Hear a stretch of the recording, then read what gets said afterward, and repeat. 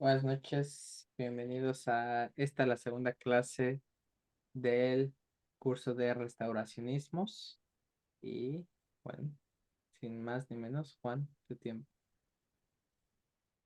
Bien, en la primera clase abordamos cómo el platonismo y el neoplatonismo configuraron una serie de paradigmas y de conceptos que se trasvasaron con el cristianismo y viceversa. Esta retroalimentación dio aspectos relevantes a ciertas corrientes cristianas que estuvieron perviviendo durante todo el periodo de la Edad Antigua y de la Edad Media y que finalmente vieron su salida o sus bifurcaciones a través de los modelos restauracionistas surgidos durante el Renacimiento y la era moderna, como una respuesta a las crisis tanto de la Iglesia como de las crisis del modelo medieval y su transición al capitalismo. Entre esas cosas vimos que el platonismo influyó en aquellas ideas que tienen que ver con la inmortalidad del alma, con un mundo persistente, con la idea de que las almas pueden progresar hasta convertirse en deidades, que esta vida es un periodo de probación, algunas variaciones sobre el matrimonio o las relaciones entre ambos sexos, y así como el poder invocar ciertos poderes celestiales como camino hacia este encuentro con la divinidad o con la teosis como participación de la divinidad. En particular, hoy quiero centrarme en aquellos aspectos que tienen que ver con la teurgia, porque es un elemento clave que está tanto en el neoplatonismo como en su recuperación cristiana y va a ser una forma de interpretación que en su manera alta, en su alta escuela va a permitirnos eh,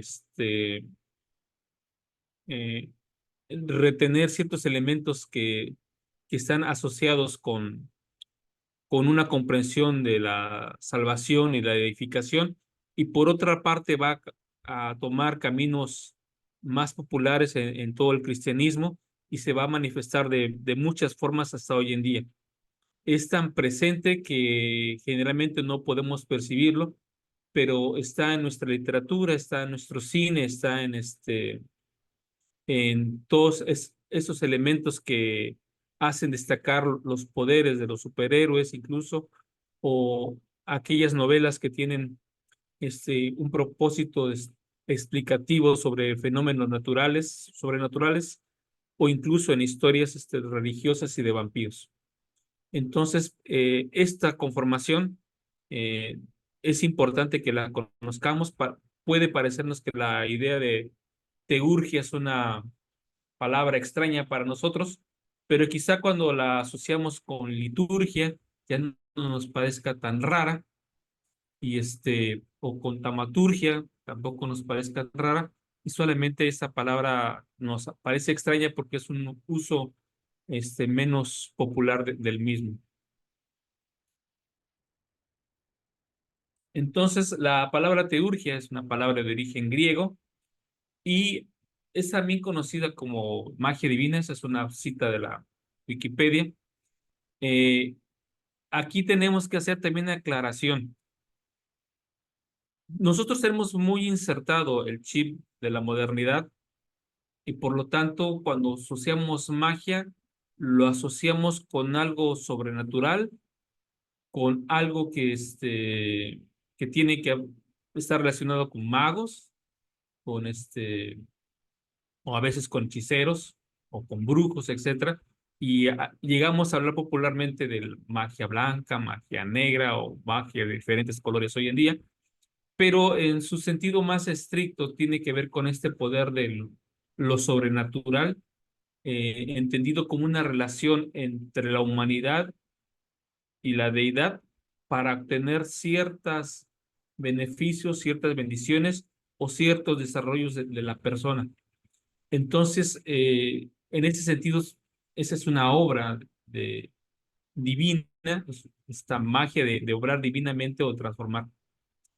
El único uso que tenemos actualmente positivo de la palabra magia son los magos de Oriente en la historia de Jesús, pero en general la magia, incluso en la Edad Media, generalmente está asociado con el sacerdocio.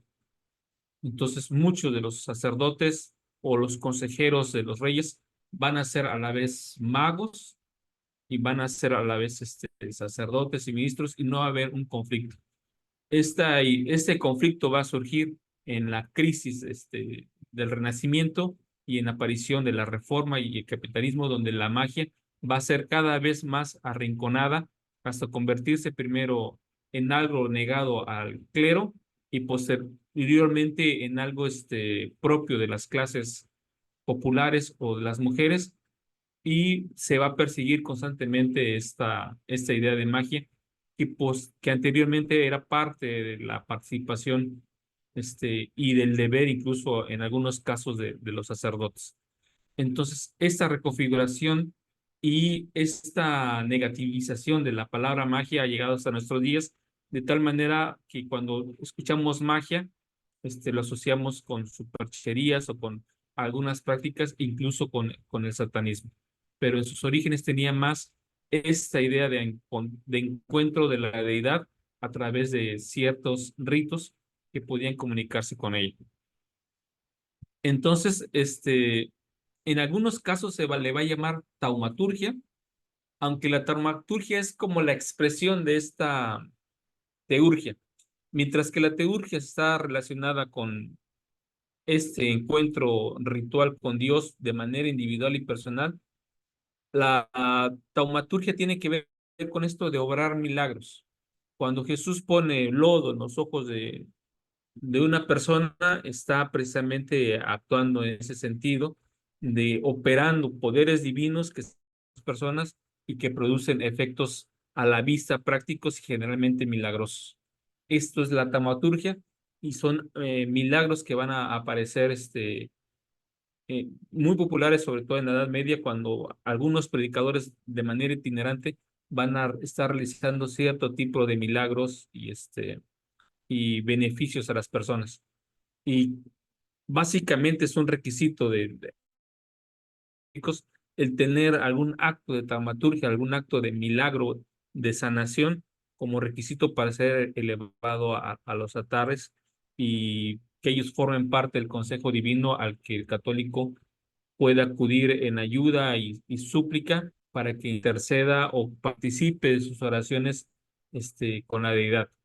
Y esta idea mezcla los dos conceptos de teurgia y de taumaturgia, porque el católico no es que esté solicitando una ayuda exclusiva del santo para que se obre algún milagro, sino que el santo, al ser incorporado en el círculo de la divinidad, al estar más presente en estos lugares a los que él ha ascendido, entonces puede unirse con el cristiano que está participando en la vida terrestre, y lo divino con lo humano se forma un círculo de oración donde esta intercesión es llevada a la divinidad, y a través del santo que ya ha practicado en ese sentido la teurgia, esta comunión, este encuentro con Dios, puede favorecer al cristiano que aún no ha alcanzado ni este favor completo de Dios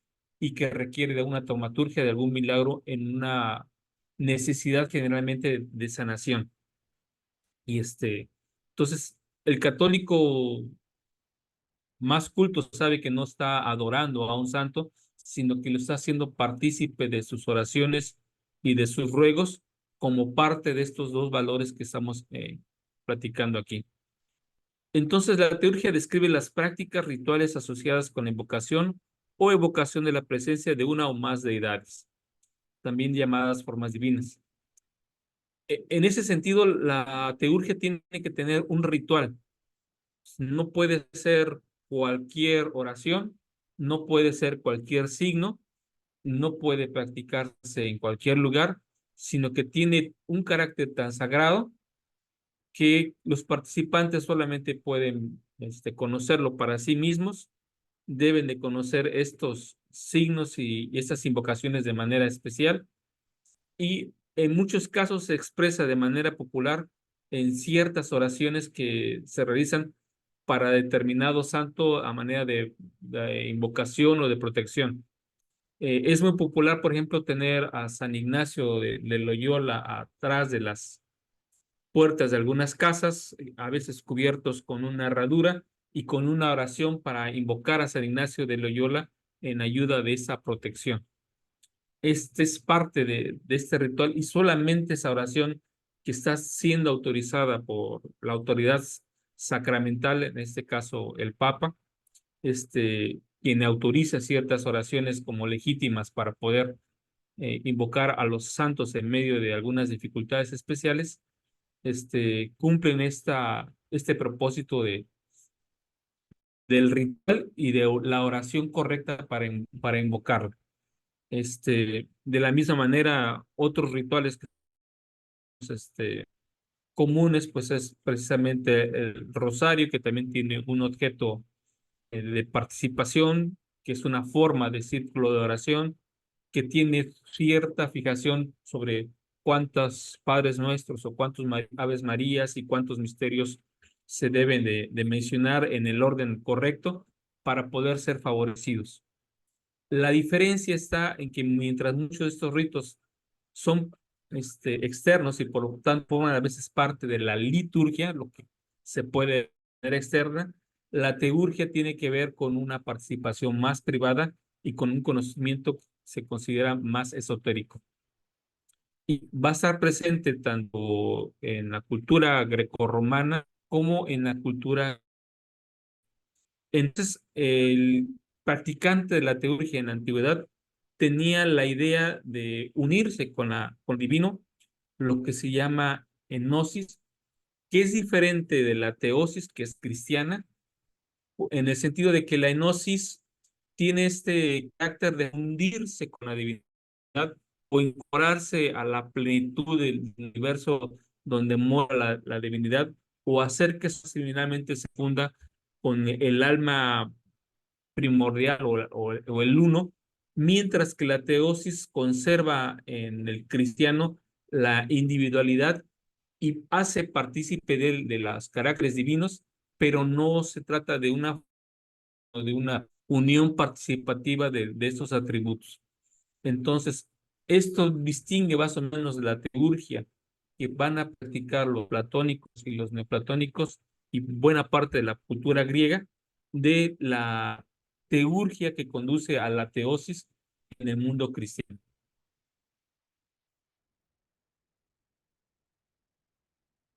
Eh, Kate Thomas lo describe también de esta manera: la espiritual teurgia se basaba en la idea de que uno podía alcanzar a Dios en un ascenso por la escala de la creación que se hacía posible mediante un curso riguroso de oración, ayuno y preparación devocional.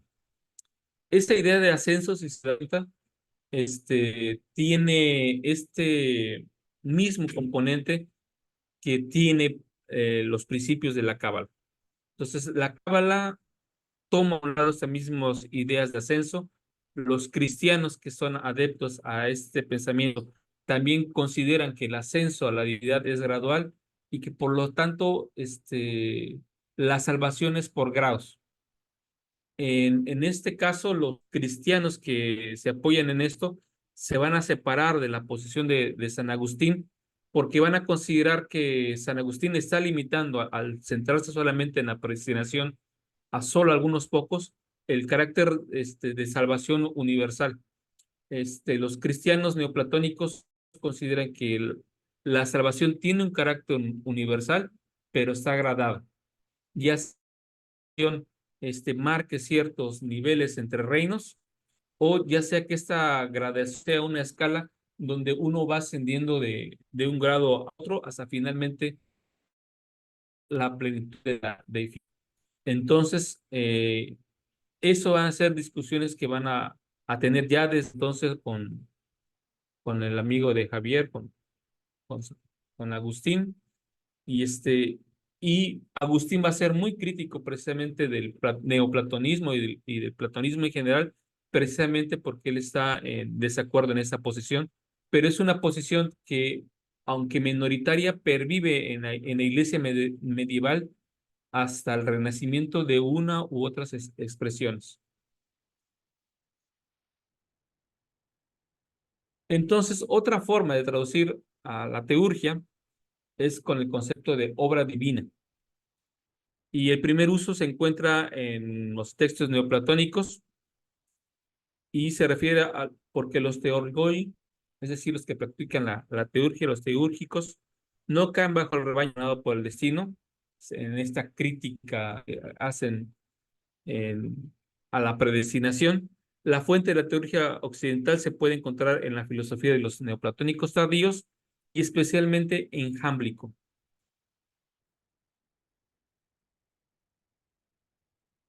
Bueno, ayer hablamos de los fundadores del neoplatonismo. Jámblico va a ser alumno de Anatolio y de Porfirio, y él es el que va a empezar a enseñar que hay un ritual es asociado con la teurgia que implica invocaciones y rituales religiosos, además de mágicos.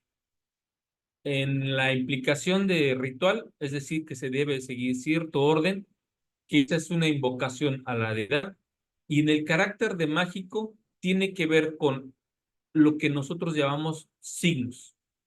El signo y la palabra tienen un poder especial, tanto en la cábala como en la teología cristiana, y es a través del símbolo que se puede lograr eh, expulsar los demonios o limitar sus ataques o lograr protecciones.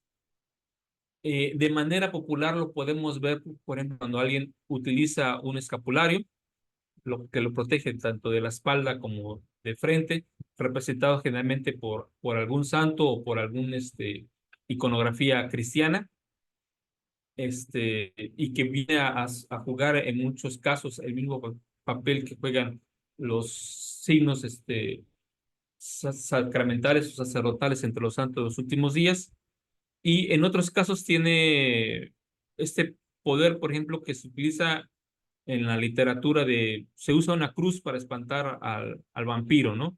O se le muestra ciertas cosas que lo alejan, pero aparte de mostrarle la cruz, se deben de decir ciertas palabras para que su poder no perviva, y se pueden usar algunos otros elementos como ajos, etcétera, o plata, como parte del ritual para alejar la presencia demoníaca. Entonces, uso de símbolos, ya sea físicos o ya sea a través de la palabra o a través de representaciones, combinados con un orden por el cual se deben de realizar y además con cierta autorización, porque quien practica este rito tiene que estar autorizado, ya sea en el caso de los eh, platónicos, por los que son conocedores de los misterios, y en el caso del mundo cristiano, por aquel que tiene un carácter sacerdotal o ha nacido con características especiales que le permiten este carácter sacerdotal o llamado para ser algún profeta o algún santo o algún sanador. Y en la Edad Media, y todos los herederos de esta tradición van a estar muy cuidadosos de quiénes van a ser posible que tengan estos dones, estas capacidades que se pueden desarrollar, y por los cuales pueden participar. Entonces, ya durante la periodo posterior a la Reforma en Inglaterra, a estas personas se les va a llamar la gente astuta, la gente que tiene el don, nació con el don, y esa persona tiene el don para profetizar o para interpretar los sueños o para buscar tesoros o para invocar a los ángeles en protección de ciertas situaciones. Entonces, las personas cristianas van a buscar a este tipo de personas para que realicen precisamente rituales asociados con la teurgia que les permitan recibir la protección o la adquisición del tesoro o la revelación o la interpretación de los sueños o que puedan profetizar acerca de ellos. Entonces, generalmente son sacerdotes, pero no todo el tiempo van a ser sacerdotes, sobre todo los herederos de esta tradición, que cuando se rompe la conexión con la Iglesia Católica y hay dudas sobre si los sacerdotes anglicanos han heredado la autoridad o no, o hay un rechazo a la autoridad eclesiástica representada por el papado romano o por sus herederos, entonces estos van a ser personas de carácter popular a los que se les van a atribuir estos dones o que han recibido el don para tener control de estos misterios. Jámblico creía que la teurgia era una imitación de los dioses y ese es el carácter básico de la teurgia. Las personas que practican la teurgia, en, en el caso de los neoplatónicos y después de los cristianos, es a través de estos ritos y a través del el perfeccionamiento de los mismos, yo me voy asimilando más a la deidad, tengo ese carácter de teosis y es la única forma en que yo realmente puedo acceder a la divinidad. Es cierto que están los sacramentos, es cierto que está el bautismo, las confirmaciones y los sacramentos de la iglesia, pero sin la teurgia yo no puedo tener acceso pleno a la divinidad y la requiero para poder tener ese avance y poderme igualar o poder ser partícipe del concilio de los dioses. Entonces, en este caso, la teurgia es una cosmogonía ritualizada. ¿Entendiste con la cosmogonía como este carácter de cuál es el propósito de la vida, por qué estoy aquí, hacia dónde voy, cuál es el origen del universo, cuál es el origen de mi propio ser, existía antes, nosotros? La forma en que se responde a esto se le llama cosmogonía y es una forma explicativa. Cuando hablamos de José Smith, vamos a hablar de la cosmogonía de José Smith o la cosmogonía de Brigham Young para dar explicación a alguna de estas cosas. Y curiosamente, Jámblico y otros, y es porque muchos dependen del platonismo que está en Alejandría, en Egipto, van a retrotraer estas ideas de los misterios a los misterios egipcios. Y otra vez vuelve la presencia de que hay un conocimiento que está preservado a través de los egipcios, que se perdió en otras formas, pero que ahí están presentes. Y cuando se mezcla con la cábala judía y tenemos este cabalismo y este neoplatonismo cristiano, ¿no? Y esa teurgia cristiana, entonces tenemos la importancia que van a tener de tener el hebreo por los símbolos y por lo que cada letra puede significar para invocar a Dios y los caracteres egipcios que tienen este camino de la resurrección y la edificación y se van a buscar. Por eso muchos de los neoplatónicos cristianos posteriormente van a tener como claves que el verdadero conocimiento o la verdadera palabra o la verdadera restauración solamente puede venir con algo que contenga hebreo y egipcio, donde se funden estas dos ideas y donde el conocedor puede entonces acceder a los rituales o a la cosmogonía necesaria para tener su teos. Entonces, con esto al participante de la teurgia se le va a manifestar cuál es su propósito, qué alma o qué inteligencia era antes de venir a la tierra, cómo su propia inteligencia puede ser elevada de nuevo hacia la deidad. Generalmente se le va a asignar ya sea una deidad menor, en el caso de los platónicos se le va a llamar daemon, que generalmente traducimos como demonios, pero originalmente los demonios no son estos seres malvados ni nada así, sino lo que los cristianos van a llamar ángeles de la guarda. Estos que van a protegerte, que van a cuidarte, que te van a llevar por el camino del bien. Alguien que te va a estar dando instrucción. Y muchos de esos cristianos van a tener la necesidad de que si tienen el don, tienen que buscar al ángel que les guíe para desarrollar este don. Y este, esta búsqueda del ángel para desarrollar tu don va a ser parte de ese proceso teúrgico.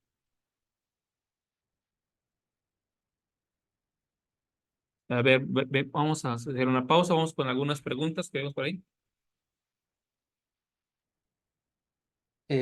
No sé, Hamlet, ¿puedes hablar? Si puedes hablar, sería mejor que tú mismo la preguntaras.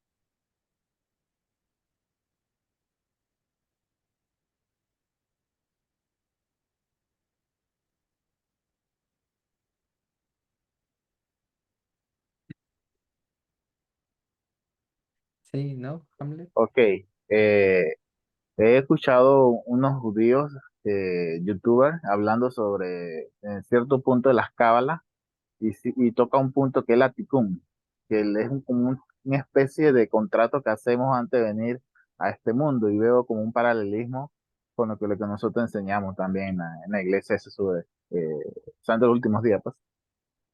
No sé que usted tiene alguna información acerca de eso. Sí, precisamente ayer hablamos algo al respecto. Recordemos que el cabalismo está fuertemente influenciado por el neoplatonismo. Es una forma de recuperar ciertas tradiciones judías originalmente surgidas en lo que ahora es España y emigradas al oriente de Europa y recuperadas después a través de los cristianos de nuevo. Pero esta idea del contrato o de la preexistencia anterior es parte de la influencia que tiene el neoplatonismo en los judíos. La cábala es otra forma de expresión del neoplatonismo del que platicamos el día de ayer, y por lo tanto, cristianos, judíos y musulmanes van a tener muchos de estos aspectos en común. De hecho, el desarrollo de la cábala, de los sefirot y de los grados y las interpretaciones es una suerte de teurgia. Los musulmanes también van a tener una suerte de teurgia propia, y por supuesto el cristianismo tiene sus propios desarrollos teúrgicos. Comparten la misma esencia y el mismo eh, origen cultural.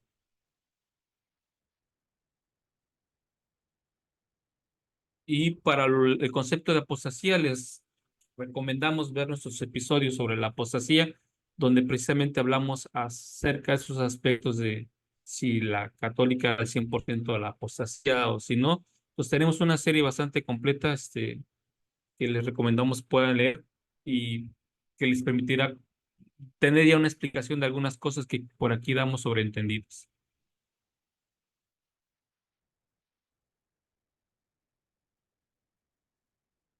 Entonces, este Jámblico va a considerar que las almas encarnadas tienen la responsabilidad divina de crear y preservar el cosmos.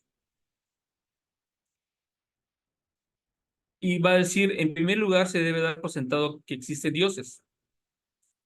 Pregunto entonces, dice Jámblico, ¿cuáles son las peculiaridades de las razas superiores por las que se diferencian unas de otras?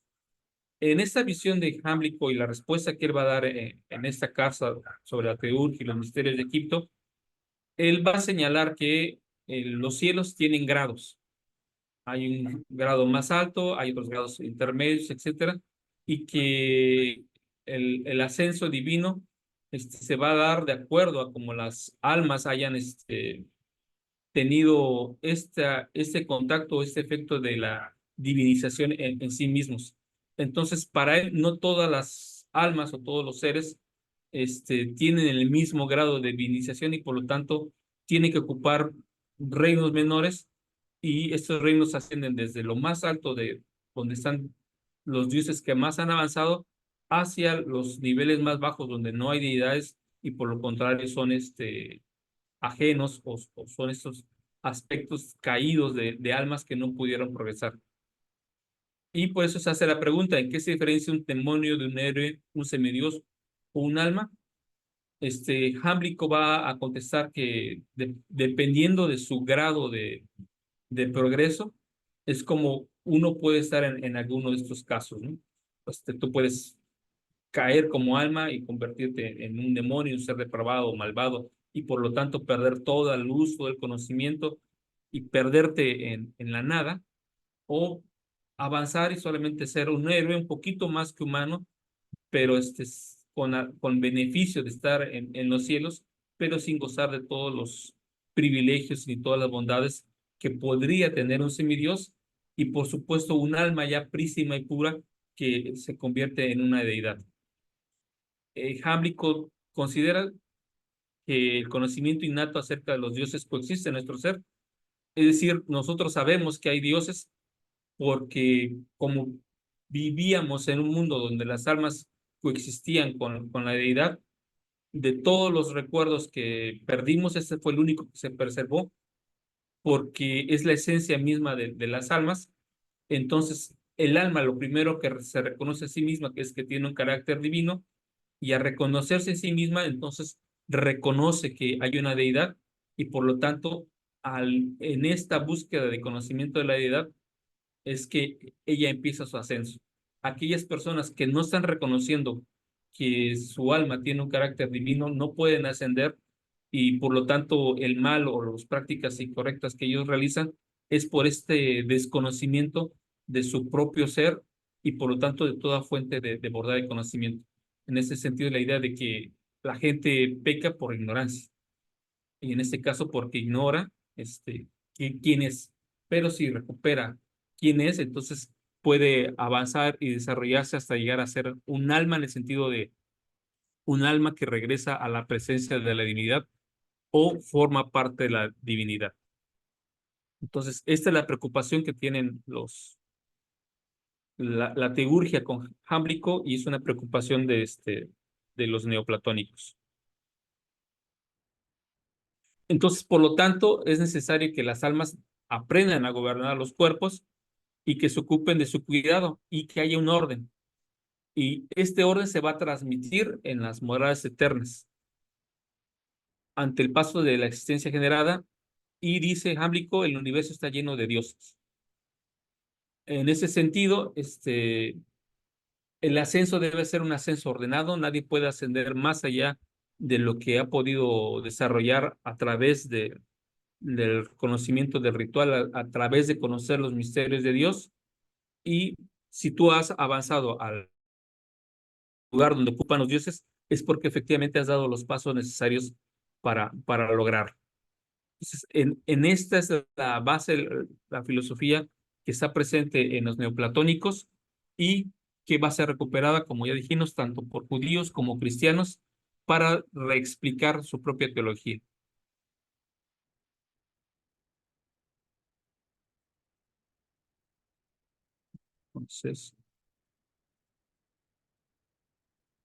Entonces dice Jámblico, por tanto, según los misterios, principios, el universo entero, siendo susceptible de división, se distingue en relación con la luz única e indivisible de los dioses. Hay una luz única que puebla todo el universo y por lo cual todas las almas y todos los seres son iluminados y esta luz penetra a todo ser y les hace conocimiento de su propia existencia. Entonces, aunque el universo está dividido porque tiene diferentes grados de acceso y de conocimiento, hay una luz que emana de los dioses y esa luz ilumina a las almas que están en grados inferiores y por lo tanto les invita al ascenso. En una palabra, esa luz es una y la misma en todas partes y no solo está presente, indivisa con todas las cosas que son capaces de participar de ella, sino que igualmente con un poder absoluto y con una superioridad infinita, llena todas las cosas como causa todo el cielo, incluido el universo que lo imita, y estos giran en una revolución circular. En este caso es en un giro eterno. Entonces, aquí tenemos la idea de que hay una luz, que es todas las cosas, y que la imitación, el orden del universo, aunque está gradado, aunque está dividido, todos estos giran en un orden de revoluciones, en un giros que van en constante ascenso. ¿A qué le suena eso?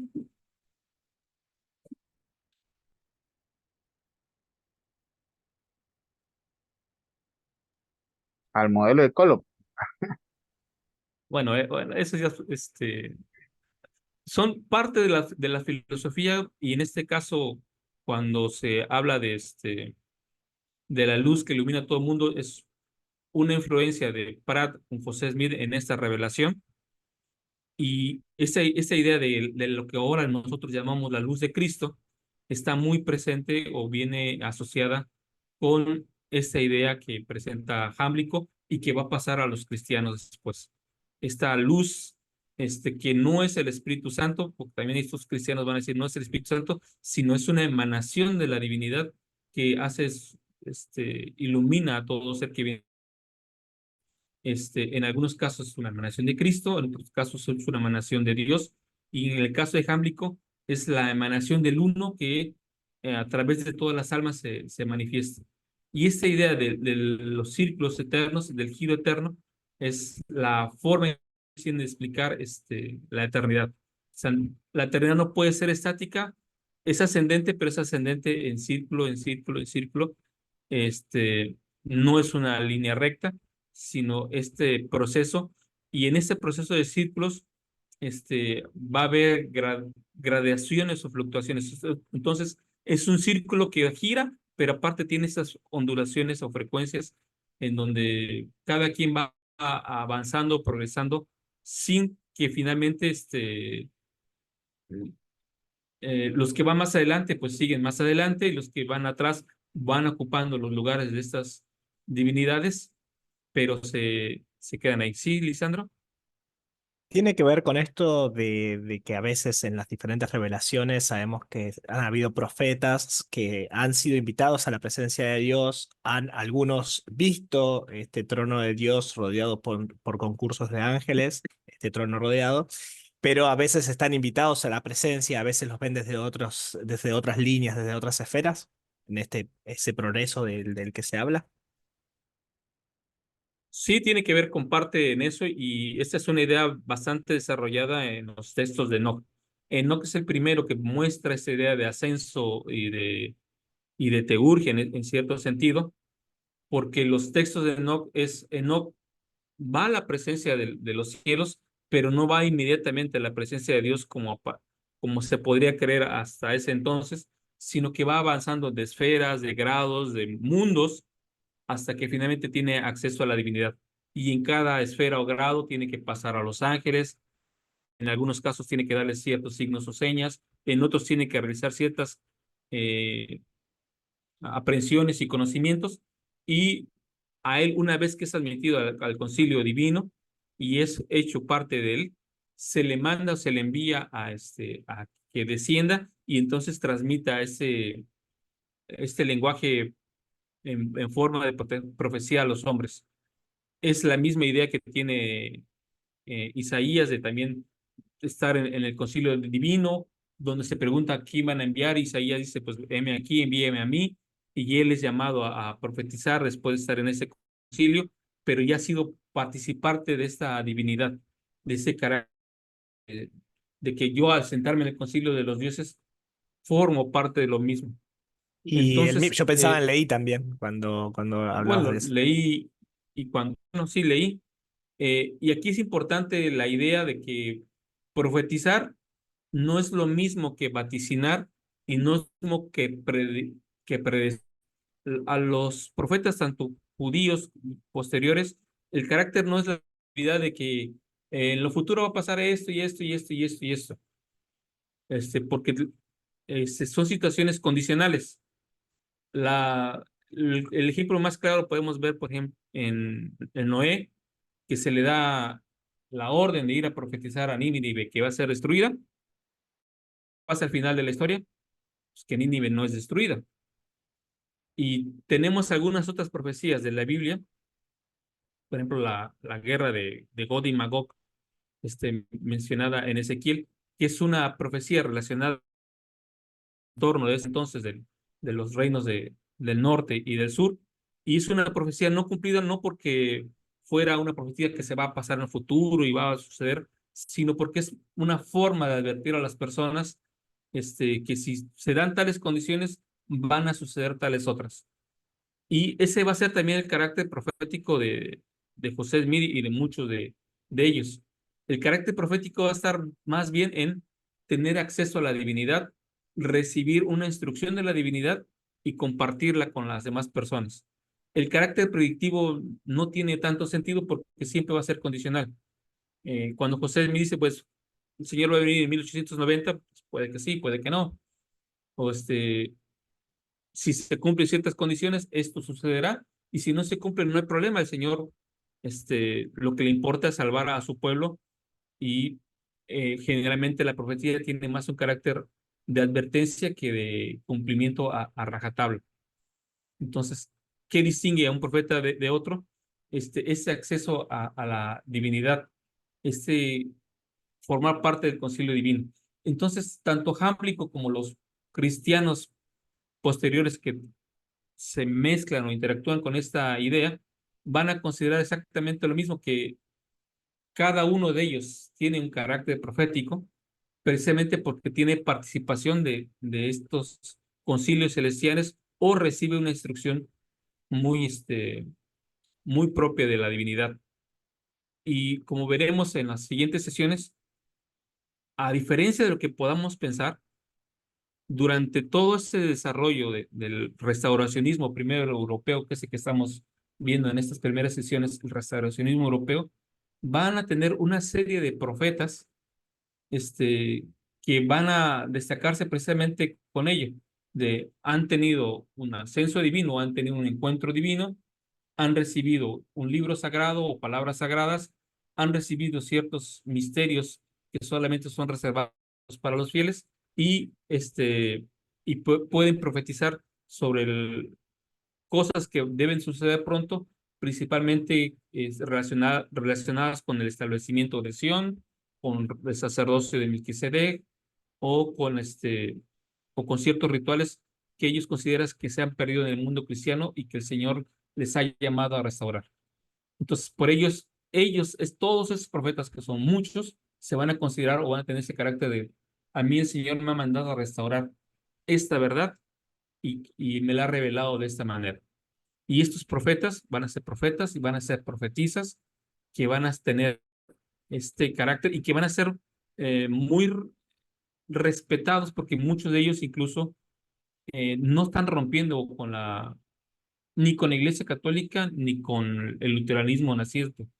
O muchos de ellos andan allí en Alemania o andan en Inglaterra, profetizando y enseñando estas cosas, en este carácter profético de alguien que ha tenido una teurgia, que ha tenido acceso a la divinidad, y que por lo tanto puede compartir un mensaje.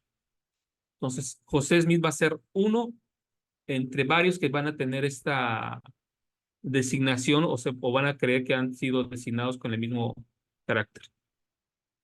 Entonces, para Jámblico, dioses, los arcángeles y ángeles tienen la capacidad de visitar a los seres humanos. ¿Cuál va a ser la diferenciación más radical que va a haber entre la Reforma Protestante y el catolicismo? Precisamente en que el protestantismo niega cualquier aparición de Dios, de arcángeles y de ángeles. Dios no aparece, Dios es no solo iconográfico, sino aparte es totalmente invisible, y no tiene nadie acceso a la divinidad. ¿Qué va a ser el cristianismo católico todavía en esos periodos?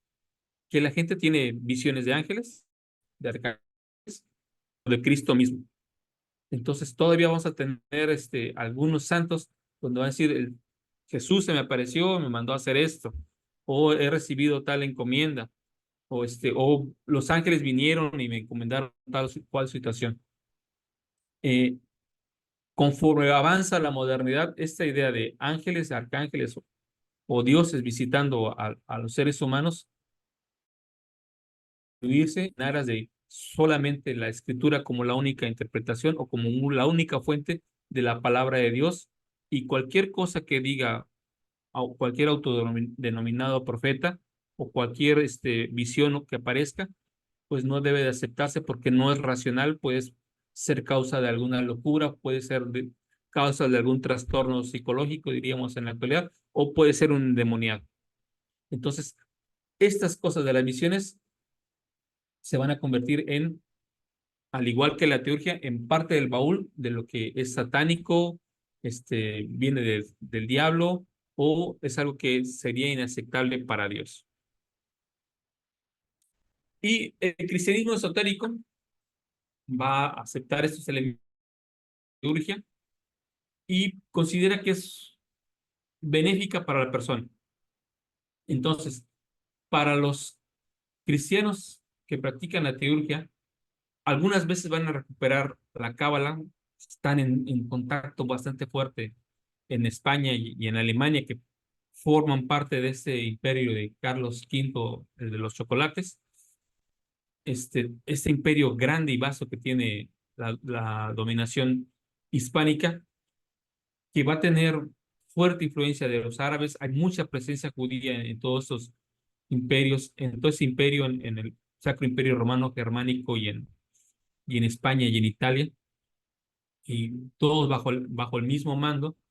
Y entonces esa circulación de ideas va a ser bastante fuerte, porque además muy recientemente se ha inventado la imprenta y la circulación de ideas va a ser mucho más fuerte. Anteriormente, la mayoría de los tratados teúrgicos se escribían a mano por monjes o por algunas respetables y se pasaban de unos a otros. Y quienes practican la teurgia cristiana consideran que su propósito es aprender los misterios de Dios y elevar la conciencia a un nivel mayor de comprensión y de relación personal. ¿Cómo lo van a lograr? Ellos dicen, uno, para participar de la teurgia tiene que cumplir antes ciertos requisitos. Tiene que ayunar, tiene que orar, en algunas veces tiene que mortificar el cuerpo, en otras tiene que apartarse de cualquier cosa mundanal, este, en la clausura, en la soledad y, y en la meditación constante de las escrituras y las lecturas, el cristiano puede empezar a acceder a esa comprensión. Entonces, el cristiano ya se reconoce, sobre todo en Oriente, que es donde va a tener mucho más fuerza, se reconoce que tiene esa capacidad de elevarse a la divinidad a través de la teosis, pero para eso tiene que cumplir con ciertos requisitos, con ciertas penitencias incluso. Entonces, aquí se va a hacer mucho énfasis en esta preparación. El milagro no llega porque sí, la comunicación con Dios mucho menos. Entonces, si yo quiero elevarme a los niveles de la divinidad, tengo que hacer muchas de las cosas que Jesús hizo para prepararse a acceder a esto. Y vuelvo a recordar, aquí los cristianos van a anteponer la teosis contra la enosis. Es decir, conservo mi individualidad, formo parte del concilio divino y no me fundo con la divinidad o no pierdo mi esencia, como pensarían algunos. Y obviamente quien va a influir en esos cristianos va a ser Proclo. Él había dirigido una academia platónica en Atenas y muchas de sus obras van a ser traducidas en Edad Media. Y el más destacado de los receptores va a ser Dionisio el Areopagita. Este es un pseudo Dionisio porque ya había una tradición de un Dionisio el Areopagita que supuestamente había sido discípulo de Pablo, y el escritor de estos textos que aparecen ya en la Edad Media va a retomar el nombre o se le va a atribuir el nombre, pero evidentemente es distinto en algunas cosas al discípulo de Pablo. Proclo va a ser va a ser parte de las discusiones cristianas, va a aparecer en textos de Santo Tomás de Aquino, y Agustín también lo va a citar, aunque pues con una versión más negativa del asunto. Para Proclo, que era un teurgio y de inicio, los sacramentos van a tener el carácter de teurgia y van a tener ese carácter de deificantes. O sea, cuando yo cristiano tomo el sacramento o participo del matrimonio o participo del bautismo, etcétera, estoy cumpliendo ciertos rituales que me están preparando para mi ascensión con Dios. Entonces, esto va a diferenciarlos mucho más adelante del protestantismo, primera, porque el catolicismo va a tener 7 sacramentos, mientras que el protestantismo va a rechazar todos y nada más va a dejar el bautismo y la comunión, pero ya no les va a dar ese carácter de esotérico, de sagrado. Cuando el católico de la Edad Media está frente a la hostia o frente al vino sacramental, hay una reverencia porque se entiende que hay una esencia de la divinidad ahí puesta y es una esencia del que él va a participar, de que participa realmente del cuerpo y de la sangre de Cristo, y esto va a ser rechazado por el protestantismo. Entonces, para el cristiano católico, esa es una forma en que la divinidad hace presencia en su cuerpo, lo purifica, lo prepara, y al estar la presencia divina en uno, por lo tanto, eres partícipe de la divinidad y es el primer paso que te da el sacramento para ser partícipe de la misma, mientras que para el protestantismo solamente es un símbolo, una representación y no tiene un carácter transmutador o un carácter de divinización en el cristiano que lo practica. Y así como esto, en otras cosas, mientras que el católico cristiano considera el bautismo como algo purificante y que opera de manera sangrada, no solamente como un símbolo, sino que efectivamente lava y limpia los pecados. Para el protestante, este es un símbolo o es solamente una representación, pero no tiene ese carácter transformador.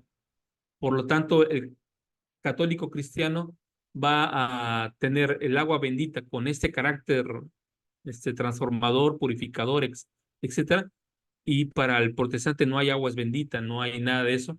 Y por lo tanto, en protestante cada vez va a ser eh, más opositor a cualquier forma de liturgia, hasta considerarlo como que toda la liturgia o toda la práctica y la vestimenta sacerdotal cristiana católica es pagana o o viene de la apostasía o viene de ese tipo de cosas. Entonces convierte mucho del ritual cristiano en apostasía solamente para reafirmar su propio carácter anti-ritualista y antinaturalista en ese sentido. En nosotros es muy peculiar encontrar cómo a veces las dos ideas perviven.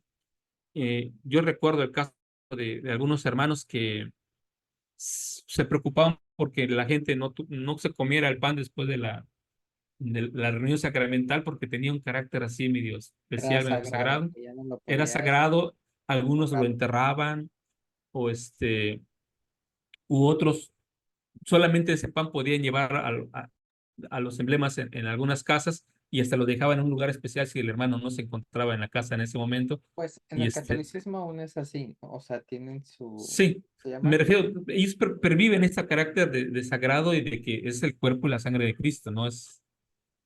Y tiene un efecto físico y trascendente el protestantismo y nosotros que estamos en ese punto a veces intermedio con respecto al ritual, en algunas cosas asumimos los rituales como si tienen un efecto transformador, purificador, etcétera, y en otras partes lo vemos que, pues eso es apostasía, ¿no? O sea, no veo a algún santo de los últimos días atribuyéndole carácter sobrenatural al agua bendita, pero un católico cristiano sí, pero porque sí ha el sido aceite. bendecido, pero sí el aceite, ¿no? Por ejemplo, y si no se usa ese aceite y entonces tenemos ese juego que está en nosotros. Eh, Y esta rechazo de la teurgia y de la práctica cristiana va a ser muy fuerte en el protestantismo y por eso el protestantismo cuando encuentre estas prácticas en el mundo popular, bueno, si no son católicos, son satánicos. Y así lo va a rebajar y va a quitarle todo el carácter sobrenatural. Si ocurre algo sobrenatural es porque eso es satánico. Eso no puede venir de Dios porque Dios no se manifiesta de esa manera, ni va a pedir cruces, ni va a pedir círculos.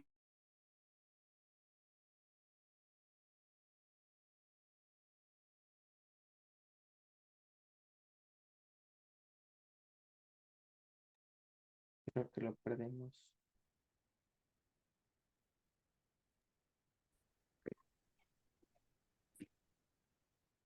Hubiera estado bueno que se grabara esa explicación. Si Sí, se quiere la repito. sí, por favor. Va, ok.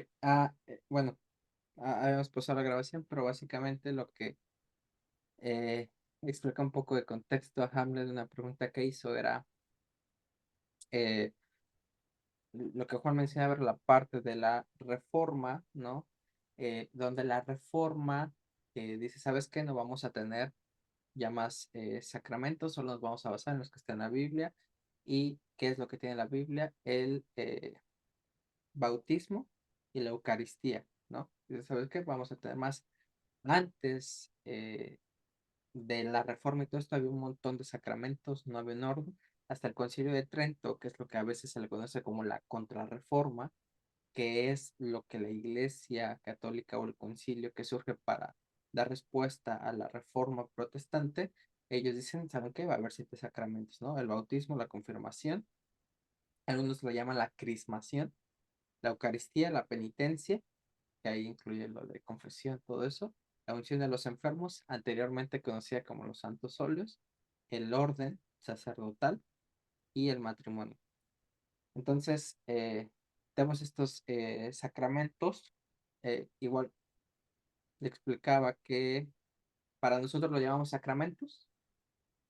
Perdón, en el mundo cristiano se lo conocen como sacramentos, pero nosotros lo hemos cambiado a ordenanzas, ¿no? Usamos la palabra, pero cuando alguien habla de un sacramento en el mundo cristiano, normalmente se refiere a lo que nosotros llamaríamos como ordenanzas.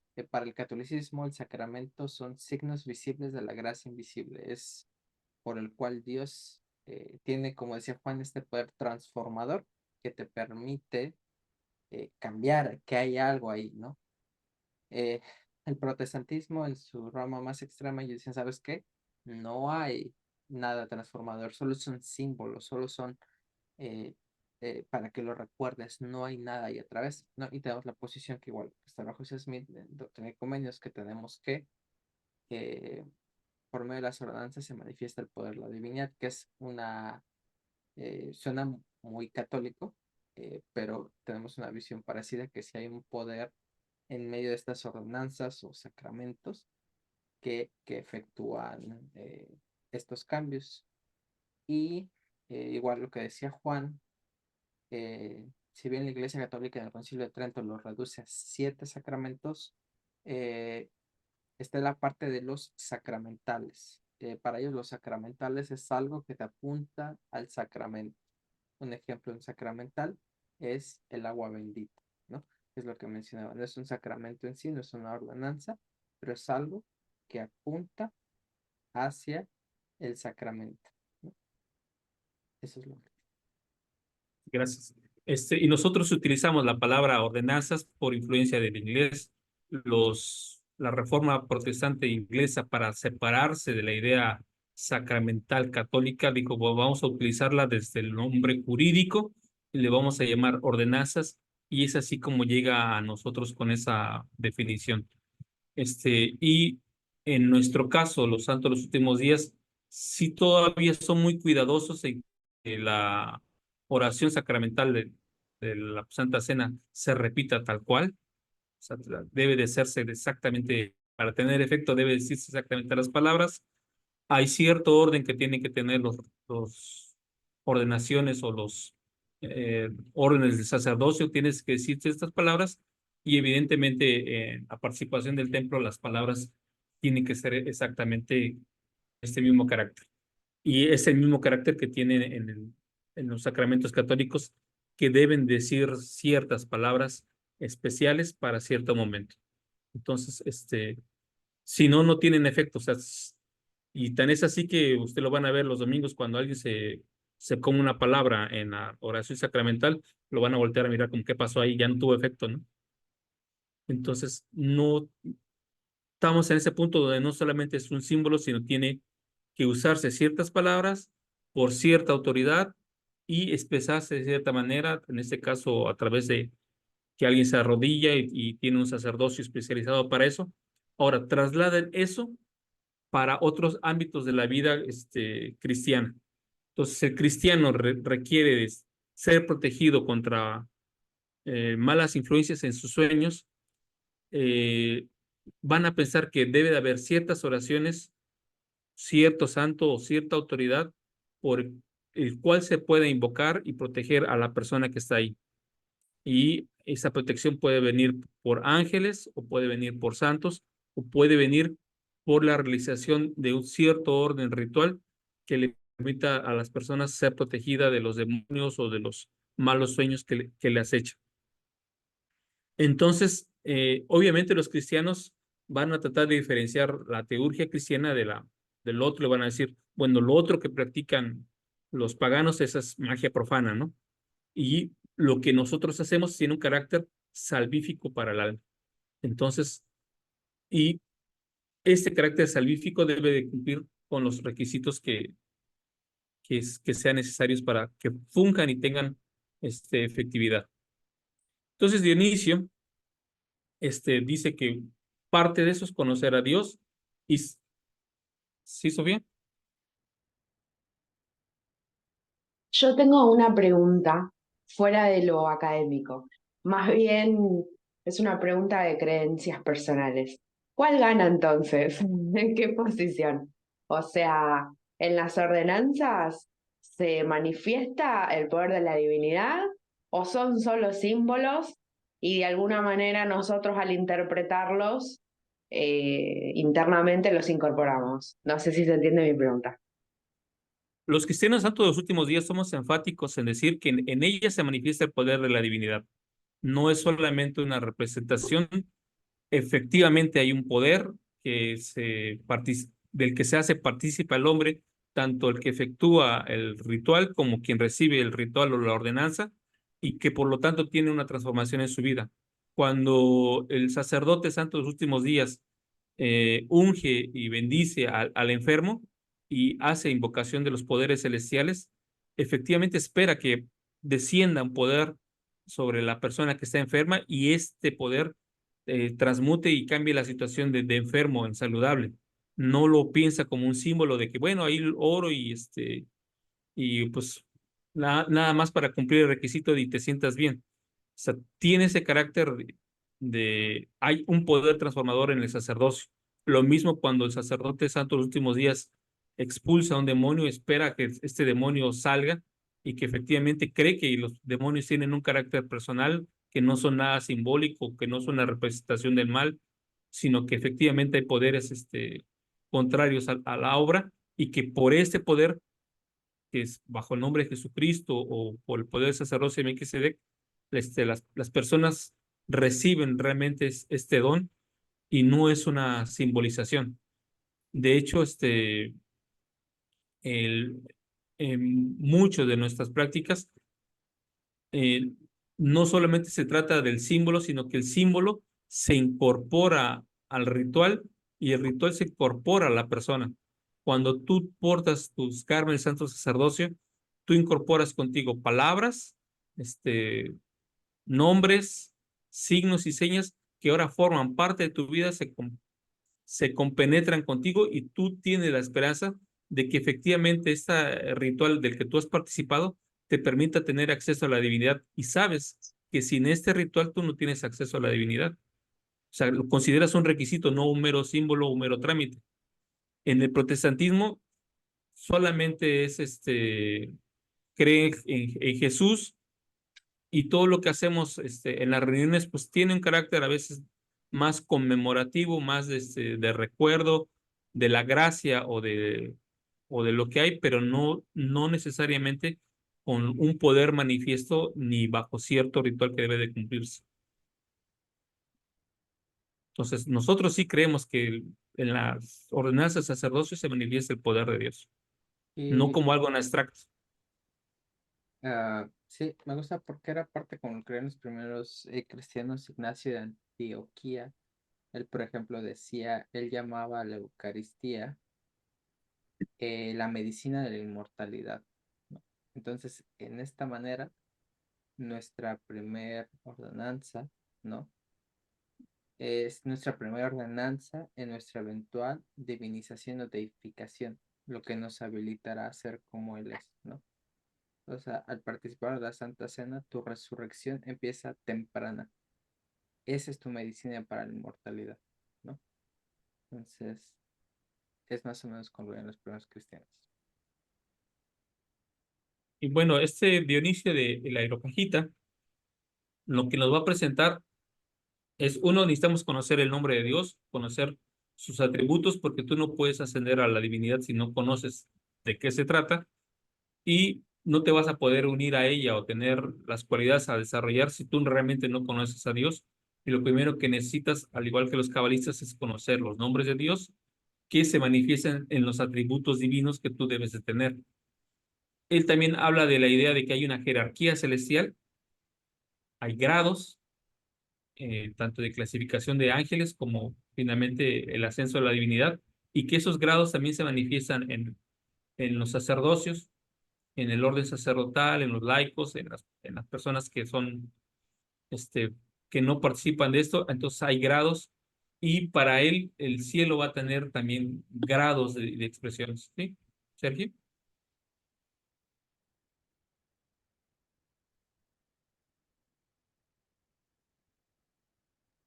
No te oímos, Sergio.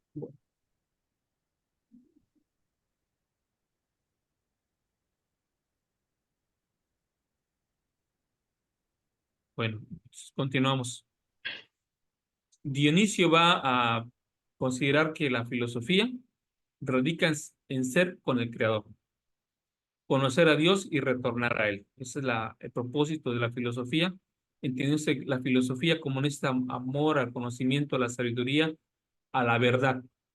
Entonces, la idea de tú quieres acceder a la verdad última es saber cómo retornar a la presencia de Dios, y ese debería ser el trabajo del filósofo, esta búsqueda de la unión con Dios. Y por lo tanto, para acceder a ello, tú debes de hacer uso de la purificación y dejar a todas aquellas cosas que te estorben y que te impidan a tu retorno y conversión de Dios. Entonces, él va a hacer énfasis en esta idea, y por eso más adelante vamos a tener algunos cristianos, sobre todo en el mundo católico, que se va a llamar esta corriente quietista o contemplativa, donde van a buscar apartarse del mundo, dejar a todas aquellas cosas que le impiden ser purificados para poder tener acceso a la divinidad, donde muchos de ellos van a tener visiones que ellos atribuyen a la divinidad, y van a tratar de que las personas puedan experimentar esta misma comunión con la divinidad. Este quietismo, estas expresiones de contemplación, van por un lado a reafirmar ciertas prácticas místicas dentro del catolicismo y del cristianismo en general, y por otro lado van a dar ese carácter del renuevo de la práctica monacal. Y vamos a ver por qué más adelante va a ser importante, porque muchos restauracionistas van a restaurar, por así decirlo, formas de contemplación y de vida monacal, en su establecimiento de las nuevas Sion o de las Casados, ¿no? nuevas. ¿Mande? Vida No, monacal, casados. algunos son casados, pero algunos restauracionistas van a buscar esta vida de solteros y van a darle una explicación. Muchos de ellos, por ejemplo, algunos pietistas van a tener esta idea de conservarse solteros, pero estableciendo Sion o estableciendo ciudades como los cuáqueros. este, y vamos a ver que lo hace porque consideran que el retorno a la deidad es el retorno al Edén, y el retorno al Edén último y primero es el hombre solo, antes de que aparezca Eva, ¿no? Antes de que aparezca esta contradicción, o que ellos ven como contradicción, y van a buscarle por esa ruta. Otros, por el contrario, van a buscarle por la idea de que se requieren dos para regresar a la divinidad, y otros más van a buscar la idea de que se requieren uno y muchas para tener más poder más allá, en el mundo venidero, como parte de potenciar la divinidad, porque el poder creativo de la divinidad se manifiesta en la procreación de otros seres vivos. Mientras más seres se pueden procrear, más divino es. Estas tres corrientes van a estar presentes en estos movimientos cristianos, pero todos van a compartir estos mismos elementos de que debe de haber un carácter sagrado para el matrimonio o los matrimonios, o para el carácter sagrado de la soltería y de la contemplación. Y algunos van a considerar que van a ser muy aburridos, porque en el caso de muchos de estos cristianos que son a la vez restauracionistas y están estableciendo sus ciudades de Sion en Europa y después en América, el matrimonio es un matrimonio también de una suerte contemplativa. O sea, la mayoría no va a tener esta idea de, va a tener muchas mujeres y se van a estampar o no, son más de orden contemplativo, mucha búsqueda del trabajo, de trabajo, de actividades, de lecturas religiosas de ciertos órdenes, más que de la vida activa sexualmente, aunque estén casados. Entonces, se van a dar esas cosas que se van a reflejar mucho en los santos de los últimos días migrantes de Europa cuando se establezcan en Utah, porque muchos de esos matrimonios también van a tener ese carácter contemplativo. O sea, no van a ser tan activos y es por lo tanto, salvo casos muy excepcionales, la mayoría de los que viven o practican el matrimonio plural en Utah, no van a tener tantos hijos como se podría esperar de una persona que tiene muchas esposas. Van a tener casi el mismo promedio de hijos que tiene el común de los norteamericanos en su momento. Y algunos de esos matrimonios incluso van a ser solteros. Y aunque lo veremos más adelante, muchos de estos matrimonios en el Como que el plurales, matrimonio de muchos de esos son solteros. digo solteros, sin hijos, perdón, eso quise Ah, decir. ok. Sí, disculpe. Y en el caso de José Smith, muchos matrimonios van a tener también ese carácter de contemplativo, aquellos que se atribuyen a él, y por lo tanto no tienen tanto ese carácter reproductivo más que este paso teúrgico a la deidad y a la unión de la comunidad más que a la procreación de las personas.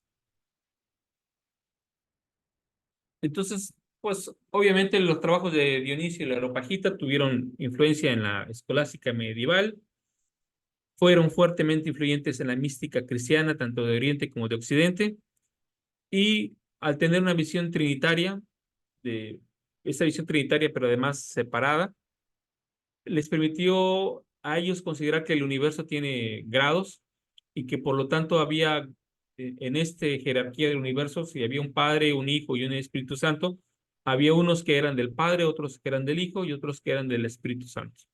Entonces, dependiendo de tu grado de progreso, desarrollo, tenías acceso a alguno de estas expresiones de la Trinidad. Entonces, solamente los que avanzaban más tenían acceso, obviamente, al Padre, ¿no?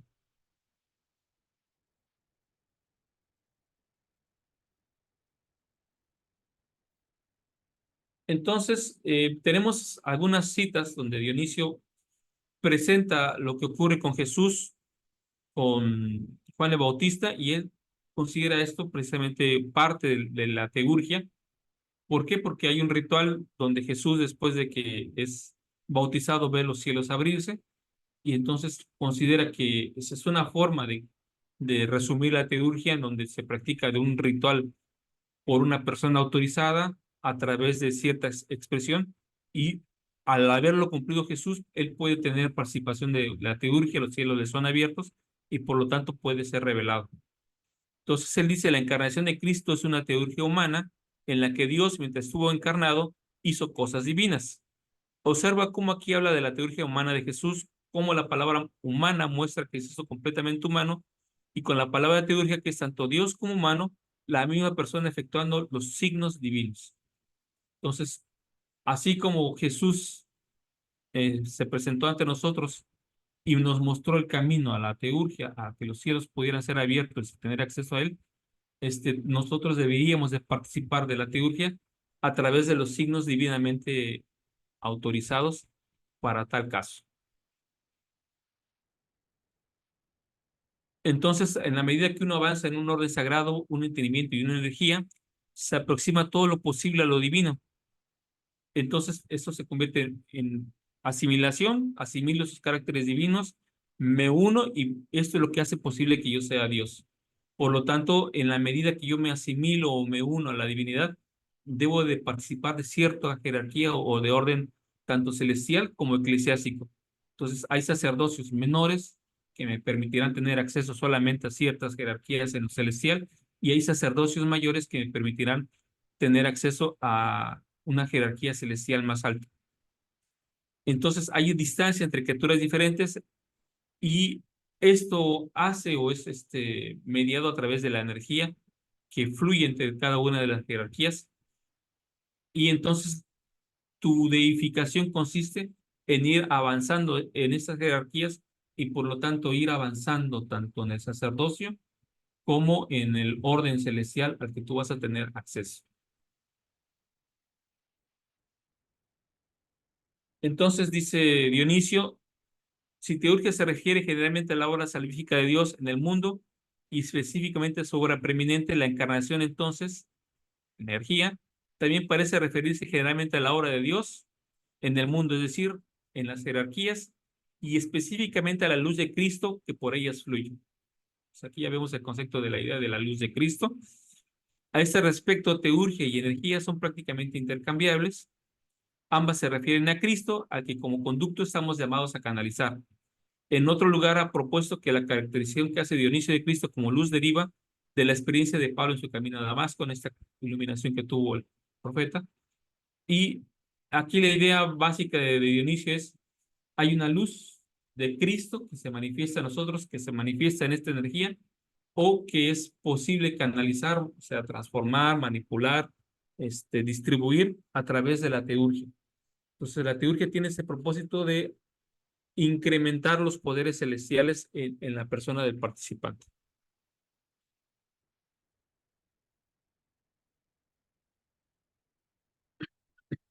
Entonces, Dionisio finalmente le va a decir, cuando tú logras todo esto, te vas a convertir en colaborador de Dios, porque en ti va a estar presente toda la energía divina y por lo tanto tú vas a ya hacer posible el lograr milagros, el efectuar cosas que para otros pueden ser imposibles, pero que tú ya lo puedes participar porque tú ya has tenido esta plenitud de luz en tu vida.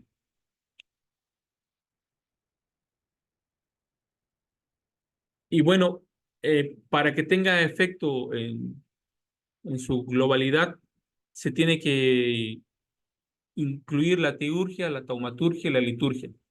Entonces, la liturgia hace referencia al culto público, al culto que pueden ver todas las demás personas, pero que debe seguir cierto rito, cierto orden y efectuarse mediante cierta autoridad.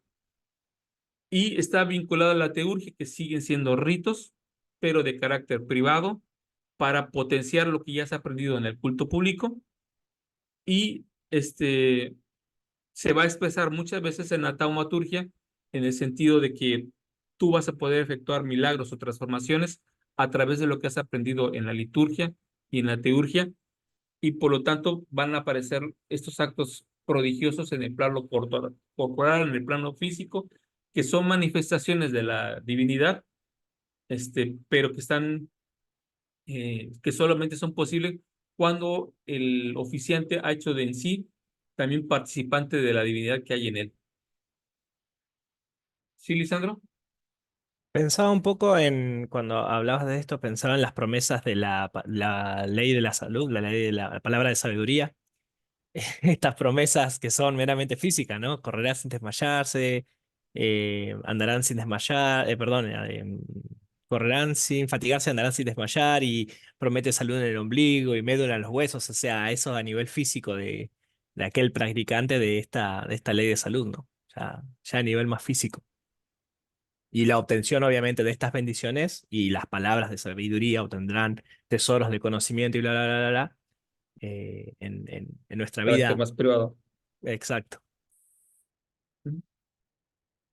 Bueno, todo este asunto de la teurgia y de la preparación ritual, etcétera, que está muy en la parte intelectual, en la parte filosófica, de hecho se considera parte de las expresiones filosóficas, va a tener también su parte semipopular y popular en el mundo cristiano. Y lo que van a hacer algunos escolásticos y algunos cristianos es escribir entonces algunas oraciones y algunos ritos que permitan expresar estas manifestaciones. En algunos casos, sobre todo en la medida otra vez que la Iglesia Católica se reforma y la reforma misma se implementa, estos libros que originalmente se consideran de carácter cristiano, que tienen nombres de ángeles o de personajes cristianos o que hacen invocaciones a santos, se van a convertir en libros de magia, libros de prohibidos o libros satánicos. En algunos casos van a ser definidos de esta manera. Y quienes se encuentren con esos libros, por lo tanto, van a considerarse que son herejes, brujos, satanistas, etcétera, porque no están siguiendo ya sea el orden de la iglesia, porque no son sacerdotes ordenados, o bien porque en el protestantismo todas estas cosas son cosas de brujos. Se van a escribir algunos de esos textos, unos van a ser la llave de Salomón, el Ars Notoria y el Liber Juratius Honori. La llave de Salomón y el Ars Notoria son muy parecidos, y fíjese aquí lo interesante es que ya vimos por un lado que está lo del hebreo y lo del egipcio como formas de recuperación del lenguaje verdadero. Ya vimos que se requieren ciertos ritos y formas de ascenso. Ahora, aquí va a aparecer la leyenda de Salomón. En estos textos es donde van a aparecer las ideas de que Salomón recibió libros revelados, donde se les muestran ciertos rituales y donde se le muestran ciertas formas de ir avanzando. En algunos casos, estos textos se van a atribuir no a un ángel, sino a la recepción de la tradición de Enoch. Esto, si se dan cuenta, son los ingredientes básicos de lo que posteriormente va a ser el ritual masónico. La recuperación de la palabra inefable, la palabra perdida, planchas de oro que ha dejado Enoch en resguardo en el templo de Salomón, con toda una tradición de Salomón con Irán,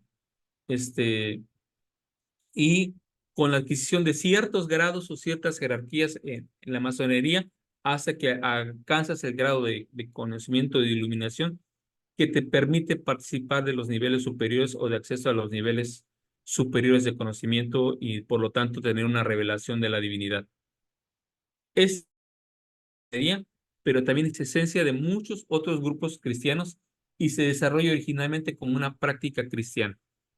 Después, la masonería va a tener una mala prensa y ya, en la actualidad dicen, es que los masones también son satánicos y todo lo que se parezca a la masonería es satánico, y si tiene cosas hebreas, pues también los hebreos son satánicos porque esas estrellas de 5 puntas judías no me gustan y son de Satanás, y toda aquella cosa que no sea del cristianismo dominante va a pasar a ser satánico, y algunos grupos posteriormente los van a recuperar y decir, bueno, si quieren que seamos satánicos, vamos a ser satánicos. Y entonces, incluso algunas leyendas luciferianas sobre la masonería, etcétera, tienen sus raíces en este tipo de detalles. Entonces, el Ars Notoria no tiene nada que ver con los notarios, tiene que ver con eh, poder prodigioso que se le concede a Salomón. Y fíjense, Salomón, en esa historia de las notorias, él se puso a orar buscando sabiduría, buscando conocer la voluntad de la palabra de Dios. Los cielos le fueron abiertos, vino un ángel y le llevó unas planchas de oro, unas tablas de oro, y las puso sobre el altar del templo. Y este ángel, que en algunos casos se llama Pánfilus, le enseñó las formas, los métodos y el arte notario, ese arte de conocer los misterios de Dios, y le enseñó la forma en que él debería de orar y practicar los rituales para poder inspeccionar todas las artes mágicas. ¿A qué se parece esta historia?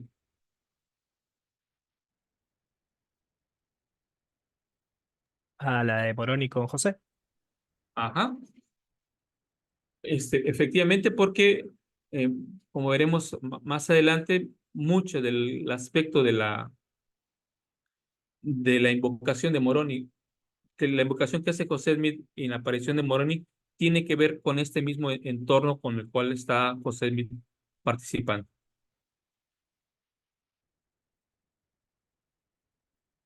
Y van a aparecer otras cosas que se llaman grimorios, y los grimorios van a ser todavía una popularización más de la cuestión. En Europa mucha gente va a tener grimorios y va a tener oraciones básicas de magia, lo que ellos van a considerar ya magia popular, y va a ser propio de la gente astuta, la gente que tiene lo que diríamos el don para tales cosas. Entonces se basa en la teurgia. La teurgia es más para grupos intelectuales, para grupos más de la élite. Las artes notorias, las artes, libros más clásicos son para cierta élite de la nobleza, pero los grimorios van a ser para el vulgo.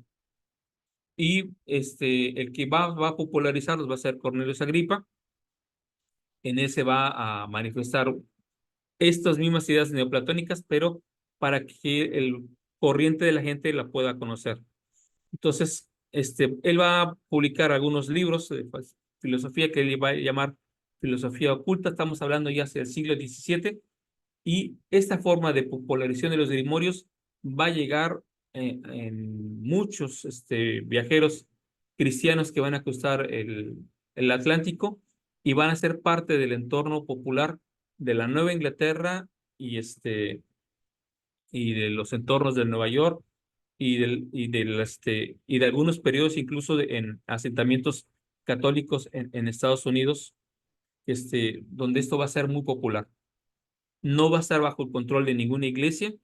La mayoría de estos migrantes no pertenecen formalmente a alguna iglesia, pero traen esas tradiciones de popularización del neoplatonismo a sus vidas, y básicamente estos grimorios van a ser una mezcla de entre signos cabalistas más signos cristianos, con frases a veces en egipcio, con frases a veces o bueno, con ilustraciones egipcias, pero con traducciones en hebreo de ese egipcio, y algunas observaciones sobre cómo deben de realizarse estas oraciones.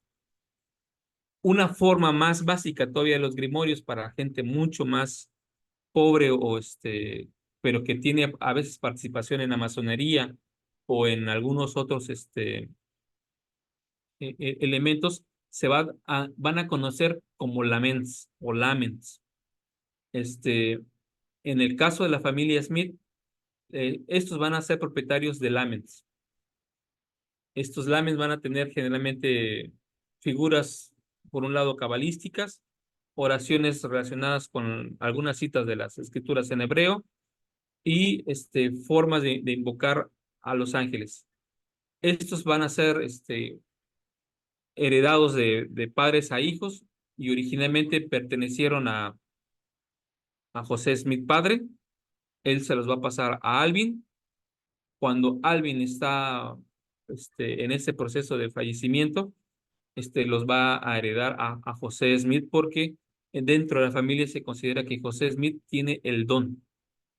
Y esa idea del don no es que de repente hayan ellos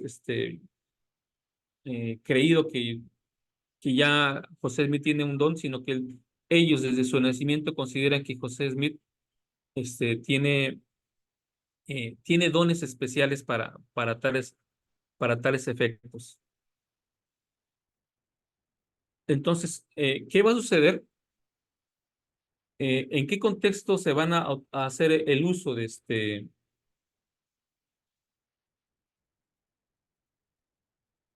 estos aspectos con los cristianos y especialmente con José Smith? Una pregunta. ¿Sí?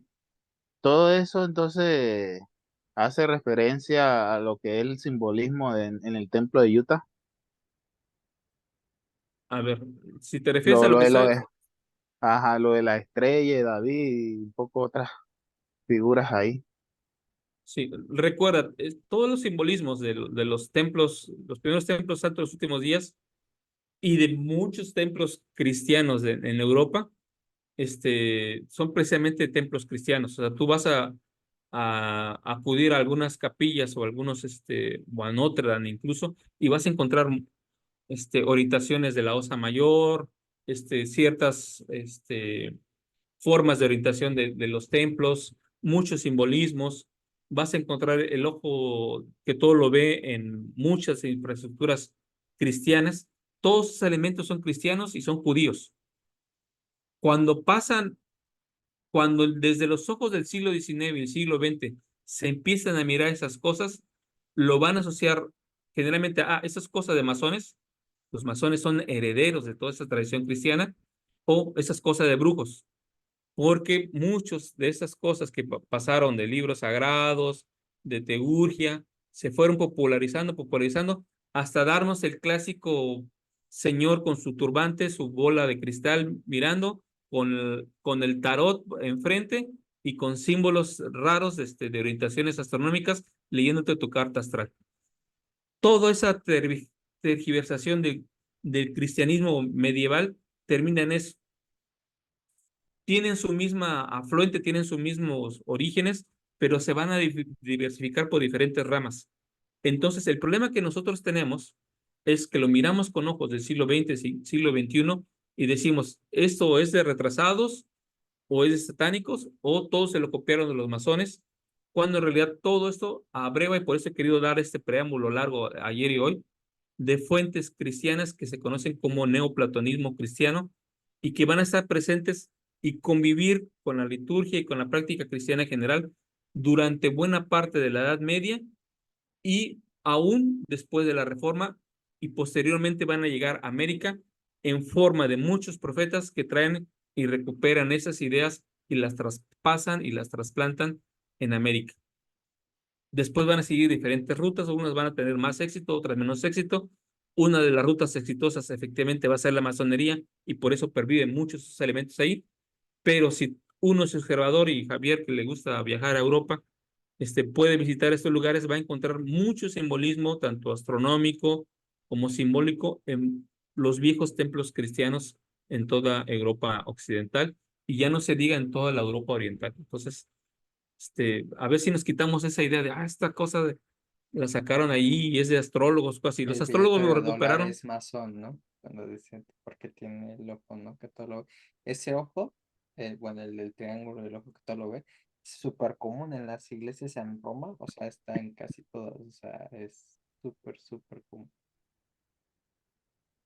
Sí, y si tomas en nuestro curso de los antiguos cristianos, verás también que los otros símbolos asociados a la masonería son símbolos cristianos, y nuestro curso del templo también habla acerca de lo mismo.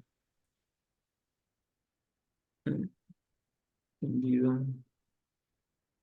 Bueno, dice Lisandro, la nueva moda, los límites. Van a surgir diferentes modas y ocurrencias.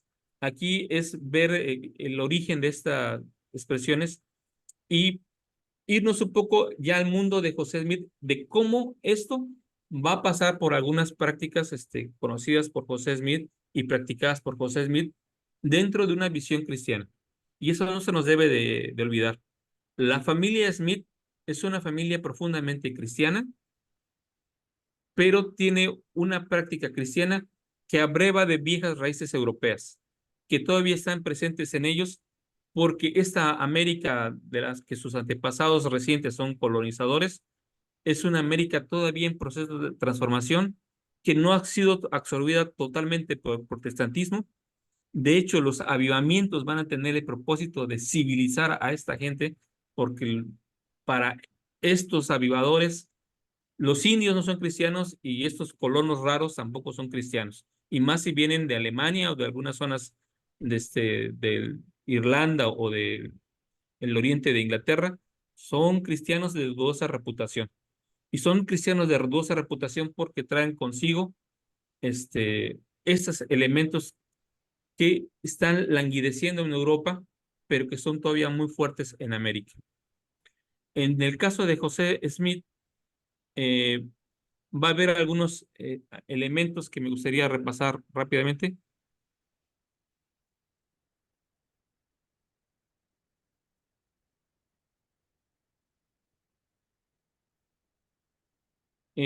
La primera es la idea de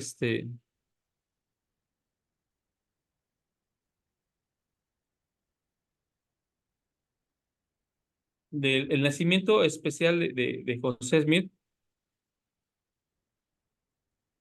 No sé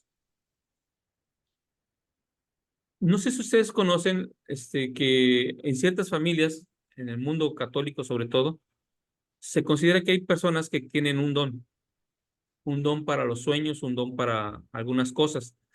y algunas nacen con ciertas características. En el caso de José Smith, él fue una persona que nació amantillado. No sé si han escuchado esa palabra de amantillado. Son esas personas donde el saco amniótico no se rompe, sino que nacen cubiertos y es como si tuvieran un velo. Dentro de algunas visiones cristiano-católicas, estas personas que nacen amantilladas se considera que tienen el don de la visión, de la revelación, y por lo tanto son útiles para cumplir los propósitos de Dios en ese sentido. El padre del profeta José Smith ya era una persona muy piadosa, muy religiosa, que además se dedicaba a la búsqueda del tesoro. ¿Ustedes saben por qué se buscaban tesoros en Estados Unidos? ¿Por qué particularmente había esta idea de estar La fiebre buscando del tesoros? tesoro. ¿Pero por qué? ¿Por qué? Mm. ¿Por qué aparecía esta fiebre del tesoro? Le llamamos fiebre, pero es algo que va a estar muy presente en la cultura cristiana de toda Latinoamérica, más presente incluso que en Estados Unidos. Pero ¿por qué se da esta idea de la búsqueda del tesoro? ¿Sí, Lisandro? Me tengo entendido, igual puede ser que venga de antes, ¿no? Pero tengo entendido que estaba muy relacionado con la influencia masónica que tenía la familia José. De hecho, parte de, insisto, no sé si es el inicio o ese es el resultado, pero al menos de lo que yo conozco de la familia, ¿no? Todo este tema del nacimiento de José, la fecha en que nació, además, el tema de los objetos como búsqueda de tesoro y demás, es buscar estos tesoros escondidos que los masones o que la masonería entendía que estaban, que podían encontrar y que obviamente, si no me equivoco, bueno, no, después voy a guitarrear, así que prefiero no decir más nada, pero tiene que ver algo con eso. No sé si ese es, insisto, es la afluencia de esto que estás buscando, la respuesta que estás buscando, o es el resultado. Bien, hoy volvemos al punto. Como mucha de la crítica a la liturgia y al origen de los santos de los últimos días se resuelve para algunos en decir, es que es la influencia de la masonería, a veces esta idea nos ciega realmente de los orígenes cristianos de muchas de estas prácticas que a veces pasan a la masonería y a veces no. En el caso de la búsqueda de tesoros, permítanme leerles la siguiente oración. Dice, oh San Cipriano, escucha mis oraciones, me acerco a ti con denuedo, pues el desdén encontrar lo escondido me trae hasta ti. Tú, San Cipriano, santo de los tesoros ocultos, tienes el poder de encontrar lo que han escondido. Por eso vengo a ti, pido tu ayuda, pues sé que tú tienes especial poder para encontrar tesoros perdidos. Tú, San Cipriano, santo de los tesoros ocultos, tienes el poder para encontrar lo que han escondido. Tú, San Cipriano, ten en tu corazón la bondad de ayudarme a encontrar ese tesoro oculto que busco. No permitas que el tormento que acosa mi mente diciendo que no lo encontraré me persiga. Póngome ante ti, San Cipriano, ruego por tu ayuda, escucha mis súplicas, guíame por el camino correcto hacia el tesoro oculto, muéstrame dónde has escondido ese tesoro. Mi devoción en ti sea la llave que abre mi mente para encontrar todo tesoro oculto. Enséñame a usar la fe en ti para encontrar tesoros ocultos, pues sé que tú, Santo Cipriano, tienes el poder celestial para encontrar tesoros ocultos. Te pido, según tu poder, bendigas mi vida para encontrar el tesoro. Bendita sea la buena dádiva que de él salga para encontrar ese tesoro, y bendita sea la ayuda que me prestarás para encontrar ese tesoro escondido que tanto busco. Desde mi corazón te digo, San Cipriano, que no busco tesoro por mera vanidad, ni por avaricia. No es la avaricia la que me guía en mi búsqueda de este voluminoso tesoro. El propósito del que busco este tesoro es santo. Bendíceme, San Cipriano, con la habilidad de encontrar tesoros ocultos. Dame de tu santa dádiva bendita que guía a los buenos y santos hacia los tesoros ocultos. Te ruego desde el corazón y en mi espíritu que escuches mis súplicas, pues los hago en humildad y esperando a una santidad perfecta.